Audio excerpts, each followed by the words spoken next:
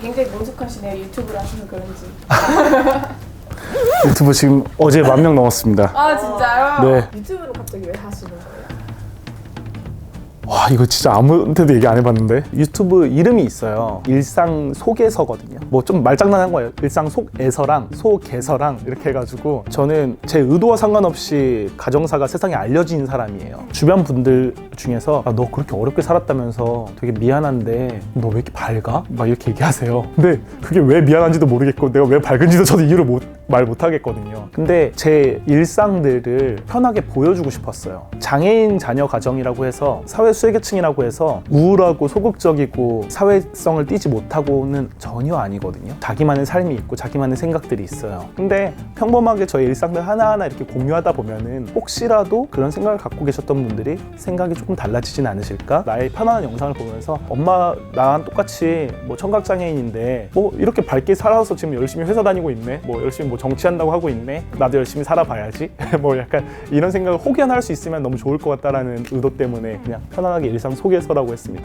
정치를 시작하셔가지고 그 유튜브가 굉장히 다르게 보일 수도 있을 것 같아요. 그런 네. 건 걱정 안 되세요? 그게 제일 걱정돼요. 근데 앞으로도 그 채널은 아마 그렇게 계속 갈 것 같아요. 달라지지 않고. 반갑습니다. 이번에 더불어민주당의 인재영입 2호로 발표되었던 원종건이라고 합니다. 제일 처음에 솔직히 말하면 보이스피싱인 줄 알았어요. 뭐래? 뭐 약간 이러면서 이렇게 끊었거든요. 그냥. 근데 알고 보니까 진짜였고, 만약에 어머니가 하지 말라 그랬으면 저는 안 했을 거예요. 아니 막 떠봤어요, 어머니한테. 엄마는 정치적 색깔이 있어? 막 이러면서 엄마는 어느 당을 지지해? 막 이렇게 얘기했는데 어머니께서는 저를 이렇게 한참 바라보시다가 너가 남 얘기하는 것 같지는 않고 너가 너 얘기하는 것 같으니까 가서도 너 얘기할 수 있다면 한번 도전해봐라 이렇게 하시더라고요.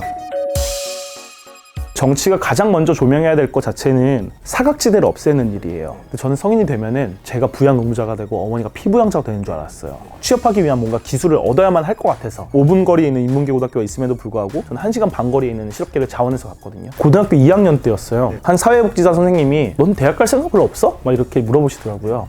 그래서 가면 좋은데 저는 이제 성인 되면 기초생활수급자 박탈되니까 취직해야죠. 이렇게 얘기했는데 무슨 소리야? 대학 가도 뭐 국가장학금 요새 뭐 잘 돼 있고 기초생활수급자도 그 제도도 유예돼. 이러니까 너무 충격이었어요. 이럴 거면 공부했지. 전 대학을 가고 싶었던 사람이었거든요. 경희대학교 언론정보학과를 졸업했는데 문과예요. 대학원도 가고 싶었거든요. 근데 대학원은 못 가요. 기초생활수급자들은 대학원들은 또 이제 막히게 되어 있거든요. 만약에 제가 이과였고 더 연구를 하고 싶은 사람이에요.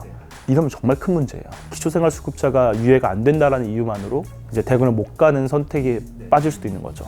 저는 좀 포커싱을 맞추고 싶은 부분이 청년 가장이에요. 성인이 되고 나서 본인의 가정 내에서 가장이 돼야 되는 역할에 놓이게 된 친구들이 있어요. 열심히 노력해서 한 중견기업 이상 취직을 했어요. 하루하루 이제 벌어먹으며 살면서 그리고 또 집안에서는 또 가장 노릇을 하고 있어요. 근데 부모님이 좀 더 상대적으로 부유한 집안에서 중소기업에 있으면서 그런 지원들까지 같이 받아요. 이런 것들이 좀 계단식으로 약간 차등 취급되게끔 이루어졌어야 되는데 너무 전폭적으로 중소기업과 전폭적으로 너무 약간 돈이 없는 친구들한테만 또 가고 있다는 게 조금은 안타까운 일이기도 해요. 특히나 남자들의 경우에는 국방의 의무를 져야 되는데 병무법과 기초생활보장법들이 약간 상충돼서 복지 사각지대에 놓이는 경우가 있어요. 그러니까 단순히 군대 가서 내 2년의 시간을 허비한다 이 관점이 아니라 군대 가게 되면 우리 어머니는 어떡하지? 우리 어머니 누가 부양하지? 이 문제거든요. 이거는 정말 포커싱이 전혀 달라질 문제인 것 같아요. 군대를 갔던 친구들도 있었고요. 저와 비슷한 가정 환경임에도 불구하고. 그럼 저는 군대를 가지 않았어요. 이게 과연 보편적 복지냐라고 봤을 때는 아닌 것 같거든요. 찾아가야만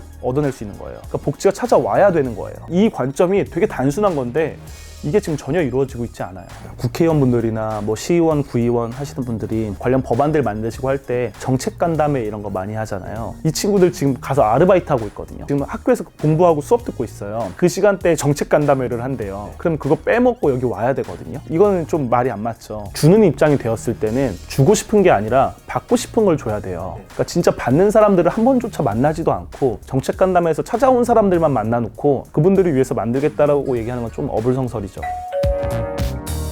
저는 저의 정체성을 벗어나는 일을 하고 싶지는 않거든요. 당연히 저는 청년이기 때문에 청년 문제에 대해서 고민이 있고, 저는 사회 수혜계층이었기 때문에 수혜계층에 대해서 고민이 있어요. 저희 여동생은 해외로 입양 가 있기 때문에 입양 문제에 대해서도 관심이 있고요. 그리고 저는 실업계 고등학교 출신에 재수를 해서 대학을 간 사람이기 때문에 교육 문제들과 입시 문제들 이런 것들도 고민해보고 싶어요. 그리고 또 고등학교는 실업계이기도 했지만 거기는 새터민 친구들이 약간 정착하는 학교이기도 했거든요. 대북 문제에 대해서도 관심이 어릴 때부터 있었고, 그래서 저는 한 단계 한 단계씩 제가 고민해왔던 것들을 좀 바탕으로 해서 이제 앞으로 나아가고 싶고요. 제 삶에서 전혀 상관없었던 분야라고 해도 새롭게 마주하는 분야라도 제가 공감할 수 있는 마음을 일단 기저에 두고 있는 게 지금으로서는 가장 필요한 게 아닐까 싶어요. 90년대생이 그렇게 뭉뚱그려진다는 게 되게 좀 개인적으로 슬퍼요. 93년생으로서 얘기해드리자면 제가 느끼는 92년생과 93년생은 다릅니다. 93년생과 94년생은 정말 달라요. 제가 제일 크게 느끼는 게 94년생과 95년생이 제일 크게 달라요. 근데 90년대생이 온다라는 표현 자체는 아마 조금 더 먼저 사셨던 분들께서 저기 뒤를 보니까 90년대생들이 벌써 이만큼까지 와 있네? 이 얘기인 것 같아요. 근데 저희는 이미 여기 온 지 오래고요. 그래서 우리가 함께 그 다음 세대를 좀 준비할 수 있는, 좀 껴주셨으면 좋겠어요. 우린 이미 와 있으니까 우리 같이 00년생을 준비해보는 건 어떨까요? 라고 얘기하고 싶어요.